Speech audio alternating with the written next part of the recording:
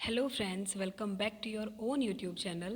तो आज स्टार्ट करते हैं एक नई वीडियो के साथ। और इस वीडियो में हम बात करेंगे किंगडम मुनेरा से जितने भी PYQs हैं, जितने भी इंपॉर्टेंट क्वेश्चंस की एक्सपेक्ट हैं कि जो कि आपके पूछे जा सकते हैं नीट 2022 के एस्पेक्ट में देख लें, या फिर LT ग्रेड की भर्ती हो, या फिर आपका TGT बायोलॉजी से रिगार्डिंग हो। जितने भी इंपॉर्टेंट क्वेश्चन एक्सपेक्टेड हैं वो सभी आज यहाँ पे कराए जाएंगे। मैंने बिल्कुल उन्हीं क्वेश्चन को शॉर्टलिस्ट किया है जिनकी उम्मीदें हैं एग्जाम्स में आने की। तो गाइज़, अब तक आपने अगर मेरे चैनल को सब्सक्राइब नहीं किया है तो सब्सक्राइब कर लें, बेल आइकन को प्रेस कर लें। और अगर मेरा वीडियो आपको पसंद आए तो प्लीज़ लाइक करना। इसके रिगार्डिंग आपकी कोई भी क्वेरी हो तो कमेंट सेक्शन में आप ज़रूर पूछ सकते हैं। तो पहला क्वेश्चन स्टार्ट करते हैं। Sexual reproduction in eubacteria takes place by. देखो, जो सेक्सुअल रिप्रोडक्शन होता है बैक्टीरिया में टिपिकल वाला, वो तो एब्सेंट होता ही है। बट जो इसमें रिप्रोडक्शन होता है वो जीन रिकॉम्बिनेशन के थ्रू होता है। तो वो डिफरेंट डिफरेंट टाइप का होता है। फॉर एग्जांपल, आपका कंजुगेशन हुआ, ट्रांसडक्शन हुआ, ट्रांसफॉर्मेशन हुआ, या सेक्सडक्शन हुआ। अलग अलग बायोलॉजिस्ट ने अलग अलग बारे में डिस्कवर्ड किया है।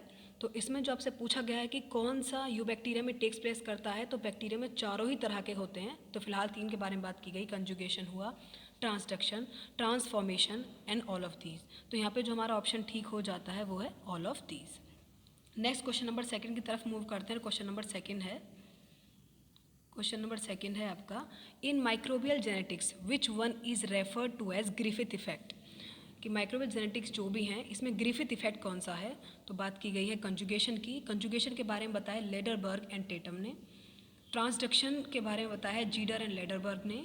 ट्रांसफॉर्मेशन के बारे में बात की है ग्रिफिथ ने। और सेक्सडक्शन के बारे में बात की है जैकोब ने। तो यहाँ पर जो आपका ऑप्शन ठीक हो जाता है, ग्रिफिथ किसकी बात करते हैं, तो ये हो गया आपका ट्रांसफॉर्मेशन।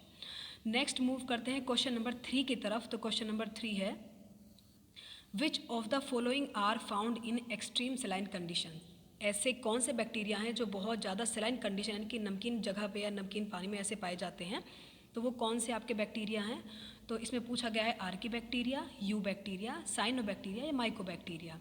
तो ऐसे बैक्टीरिया जो कि आपके एक्सट्रीम सेलाइन कंडीशंस में पाए जाते हैं, इसमें ऑप्शन जो ठीक हो जाता है आपका वो है आर्की बैक्टीरिया। तो ऑप्शन नंबर 1 बिल्कुल इसमें ठीक हो जाता है।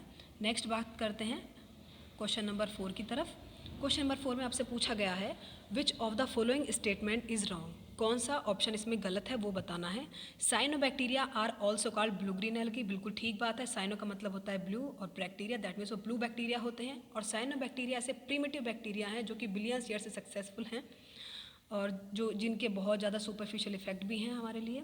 नेक्स्ट बात करते हैं बी ऑप्शन की, golden algae are also called desmids. बिल्कुल ठीक है।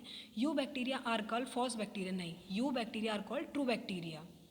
एंड इसी का सेकंड टाइप है archaebacteria are called primitive bacteria. तो ये ऑप्शन यहाँ पे हमारा गलत हो जाता है क्योंकि पूछा ही गलत गया है।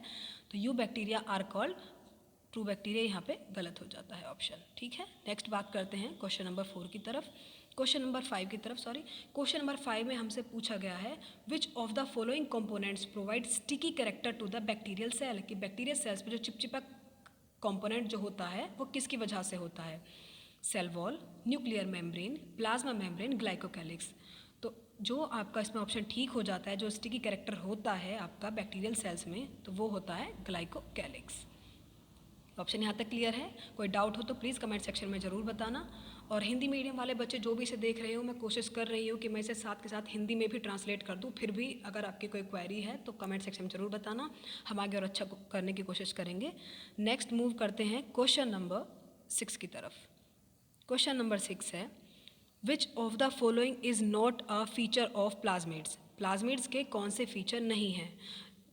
The one is independent replication, circular structure, transferable single standard. एक बार फिर से देख लेते हैं, प्लाज्मिड के कौन से फीचर नहीं है गाइस। क्वेश्चन देखने में गलती नहीं करनी, इसमें पूछा है not a feature of plasmids. The first is independent replication, बिल्कुल वो डिपेंडेंट नहीं होते, इंडिपेंडेंट रेप्लिकेशन करते हैं, ये भी बात ठीक है। सर्कुलर स्ट्रक्चर, ये भी ठीक है। ट्रांसफरेबल, हाँ ट्रांसफरेबल तो होता ही है। सिंगल स्टैंडर्ड नहीं होते हैं, वो डबल स्टैंडर्ड होते हैं। तो यहाँ ऑप्शन जो आपका ठीक हो जाता है वो option number D.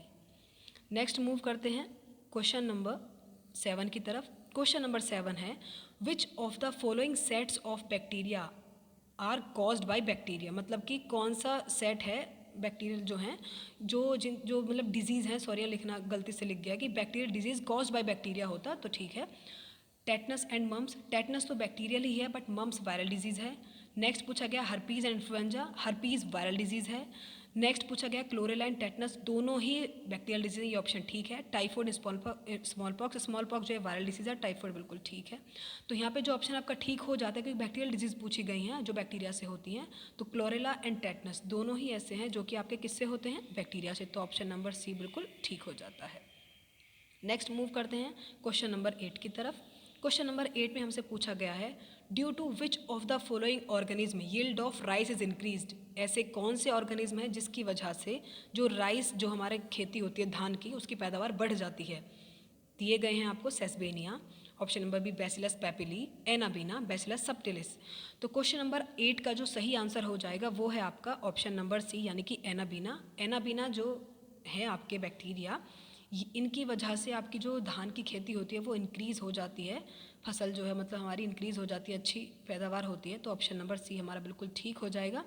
Next move करते हैं क्वेश्चन नंबर 9 की तरफ। क्वेश्चन नंबर 9 में हमसे पूछा गया है primitive prokaryotes responsible for the production of biogas from the Dang of ruminant animal include the, कौन से ऐसे आपके रूमिनेंट एनिमल हैं मतलब जिनसे बायोगैस का फॉर्मेशन होता है, तो वो कौन इंक्लूड करते हैं, हेलोफाइल्स हैं, थर्मोएसिडोफाइल्स हैं, मिथेनोजेंस हैं, यूबैक्टीरिया है। गाइस सभी जानते हैं कि मिथेनोजेंस जो हैं उनसे बायोगैस का फॉर्मेशन होता है, तो ऑप्शन नंबर सी यहाँ पे बिल्कुल ठीक हो जाएगा आपका। नेक्स्ट बात करते हैं क्वेश्चन नंबर 10 की तरफ। क्वेश्चन नंबर 10 है most abundant prokaryotes helpful to human in making curd from milk, जो कि ह्यूमंस के लिए बहुत ज़्यादा इंपॉर्टेंट हैं, and in production of antibiotics are the ones categorise है, जिनसे ऐसे कौन सा समूह है बैक्टीरिया का जिसमें कि आपको जैसे दूध से दही बनना या बहुत सारी एंटीबायोटिक जो कि बहुत ज़्यादा यूज़ होती हैं हमारे लिए, वो कौन से ग्रुप में इंक्लूड की गई हैं। तो ऑप्शन नंबर इसमें पूछा गया है cyanobacteria, Archie bacteria, chemosynthetic bacteria या हेट्रोट्रॉफिक बैक्टीरिया। तो इसमें जो आपका राइट ऑप्शन हो जाएगा वो होते हैं हेट्रोट्रॉफिक बैक्टीरिया। हेट्रोट्रॉफिक बैक्टीरिया आपके वो बैक्टीरिया होते हैं जो कि हमारे लिए बहुत ज़्यादा यूज़फुल होते हैं, उतने ही नुकसानदायक भी होते हैं, बट यहाँ पे जो आपसे पूछा गया है वो ऑप्शन ठीक हो जाता है आपका ऑप्शन नंबर डी। नेक्स्ट बात करते हैं क्वेश्चन नंबर 11 की तरफ। क्वेश्चन नंबर 11 है maximum nutritional diversity is found in the group fungi, animalia, Monera, Plantae. तो जो मैक्सिमम डाइवर्सिटी होती है ग्रुप की वो सबसे ज़्यादा होती है आपकी मोनेरा में, तो ऑप्शन नंबर सी बिल्कुल ठीक हो जाएगा।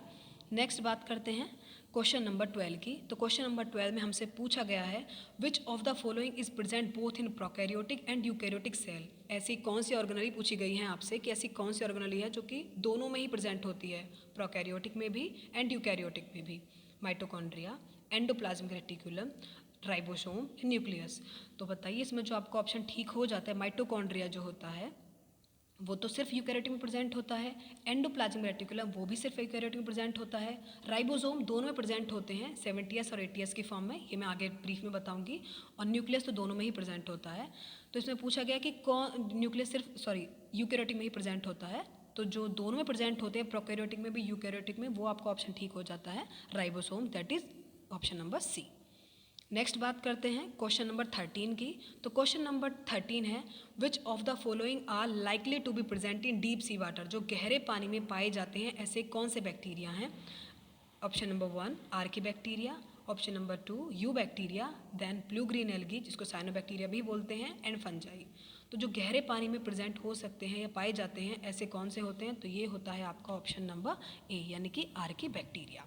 आर्की बैक्टीरिया जो होते हैं आपके गहरे पानी में पाए जाते हैं। नेक्स्ट मूव करते हैं क्वेश्चन नंबर 14 की तरफ, और क्वेश्चन नंबर 14 में हमसे पूछा गया है पास्चुराइजेशन टेम्परेचर इज, जो पास्चुराइजेशन जो होता है उसका टेम्परेचर कितना होता है।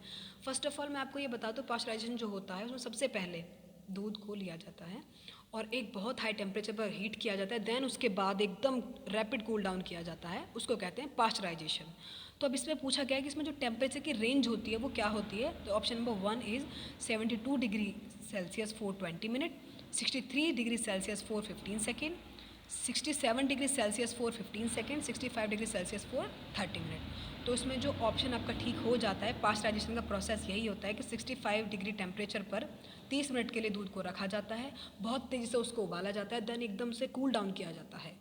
तो इसमें ऑप्शन नंबर जो आपका ठीक हो जाएगा वो है ऑप्शन नंबर डी। समझ में आ गया पास्चराइजेशन का प्रोसेस? बाकी और भी कोई क्वारी हो तो प्लीज़ कमेंट सेक्शन में ज़रूर बताना। नेक्स्ट मूव करते हैं क्वेश्चन नंबर 15 की तरफ। क्वेश्चन नंबर 15 है the common nitrogen fixer in paddy field is, धान के खेत में जो सबसे ज़्यादा कॉमन नाइट्रोजन फिक्सर है। देखो नाइट्रोजन क्यों ज़रूरी होती है? ताकि फसल की पैदावार अच्छी हो, फर्टाइल जो होती है हमारी सॉइल फर्टाइल हो, अच्छे से उपजाऊ हो मिट्टी हमारी। तो the common nitrogen fixer in paddy field, सबसे ज़्यादा जो कॉमन होता है वो कौन सा है, ये पूछा गया है। तो option number A is rhizobium, Azospirillum, Oscillatoria and Frankia. Option जो इसमें ठीक हो जाएगा वो है ऑसिलेटोरिया। जो कॉमन नाइट्रोजन फिक्सर है पैडी फील्ड्स में वो यही होता है। नेक्स्ट मूव करते हैं क्वेश्चन नंबर 16 की तरफ। क्वेश्चन नंबर 16 है specialise cells called heterocyst are present in. Heterocyst क्या होता है? एक सबस्टेटम लाइक ऑर्गेनिज्म वो होती है ऑर्गेनली, जो कि आपके साइनोबैक्टीरिया में पाई जाती है। कोई येलोइश स्ट्रक्चर होता है जो कि किस में प्रेजेंट होता है? साइनोबैक्टीरिया में। तो इसमें ऑप्शन देखने की ज़रूरत भी नहीं है, तो इसमें ऑप्शन जो ठीक हो जाता है वो है आपका option number D. Next move करते हैं क्वेश्चन नंबर 17 की तरफ। क्वेश्चन नंबर 17 है membrane bound organelle are absent in. जो मेम्ब्रेन बाउंड ऑर्गेनली होती हैं वो किस में एब्सेंट होती हैं? तो नेक्स्ट पूछा गया है, हमसे ऑप्शन दिए गए हैं सेकेरोमाइसिस जो कि क्या है, एक फंजाई है, स्ट्रेप्टोकोकस जो कि बैक्टीरिया है, क्लेमाइडोमोनाज एल्गी, प्लाज्मोडियम प्रोटोजोआ है। तो सीधी सीधी सी बात है कि जो किंगडम मोनेरा होते हैं प्रोकैरियोट्स होते हैं, तो मेम्ब्रेन बाउंड ऑर्गेनली उसमें एब्सेंट रहती हैं। तो जो बैक्टीरिया है वो किंगडम मोनेरा में तो इंक्लूड होता है। तो यहाँ पे जो ऑप्शन ठीक हो जाएगा वो हो जाएगा आपका स्ट्रेप्टोकोकस। इसी में आपकी जो मेम्ब्रेन बाउंड ऑर्गेनलीज रहती हैं वो एब्सेंट रहती हैं, बाकी सब यूकैरियोट्स हैं और सब में प्रेजेंट रहती हैं। नेक्स्ट बात करते हैं क्वेश्चन नंबर 18 की तरफ। क्वेश्चन नंबर 18 में हमसे पूछा गया है highest number of antibiotics are produced by. सबसे ज़्यादा जो एंटीबायोटिक्स हैं वो कौन सी ग्रुप है जिससे प्रोड्यूस की जाती हैं? ऑप्शन दिए गए हैं पेसिलस, पेनिसिलियम, स्ट्रेप्टोकोकस, सिफेलोसोरम। तो इसमें जो ऑप्शन ठीक हो जाएगा स्ट्रेप्टोमाइसिस, बिल्कुल ऑप्शन नंबर सी बिल्कुल ठीक हो जाएगा। नेक्स्ट बात करते हैं क्वेश्चन नंबर 19 की। तो क्वेश्चन नंबर 19 में हमसे पूछा गया है spirochete are a class of insects, a class of virus, bacteria, fungi. Spirochete क्या होते हैं? तो स्पाइरोकीट ना ही तो इंसेक्ट होते हैं, ना वायरस होते हैं, ना फंजाई होती है, ये होते हैं आपके बैक्टीरिया। तो ऑप्शन नंबर सी यहाँ पे बिल्कुल ठीक हो जाएगा। नेक्स्ट बात करते हैं ऑप्शन नंबर 20 की तरफ। Option number 20 Archie bacteria differ from you bacteria. पहले बात कर लेते हैं आर्की बैक्टीरिया क्या होते हैं। प्रीमिटिव बैक्टीरिया कहते हैं इन्हें। और ये यू बैक्टीरिया से क्यों डिफरेंट होते हैं, यानी कि यू बैक्टीरिया मतलब ट्रू बैक्टीरिया से क्यों डिफरेंट होते हैं, किस चीज़ में डिफरेंट होते हैं? राइबोसोम में। राइबोसोम में डिफरेंट नहीं हो सकते क्योंकि ये होते हैं दोनों ही प्रोकैरियोट्स होते हैं। प्रोकैरियोट्स में दोनों में 70s टाइप का होता है। सेल शेप भी सेम ही रहती है अप्रॉक्स, मोड ऑफ न्यूट्रिशन भी दोनों में सेम ही रहता है, लेकिन जो इनमें सेल मेम्ब्रेन स्ट्रक्चर होता है वो डिफरेंट होता है। तो ये किस बेस पर डिफरेंट होते हैं इनसे? सेल मेम्ब्रेन स्ट्रक्चर के बेस पर। तो गाइज़ वीडियो पसंद आए तो प्लीज़ लाइक करना। कोई भी क्वायरी है आपकी तो कमेंट सेक्शन में ज़रूर बताना। चैनल को सब्सक्राइब कर लें ताकि इंपॉर्टेंट जितने भी अपडेट हैं इस रिगार्डिंग वो आपको मिलती रहें। कोई भी क्वारी है उनको ज़रूर बताना, कोई प्रॉब्लम हो आपको, डाउट हो जो भी आपका, प्लीज़ बताना। और चैनल को सब्सक्राइब ज़रूर करना। टॉप 20 क्वेश्चन थे जो मैंने करा दिए हैं। आई होप आपको समझ में आया हो।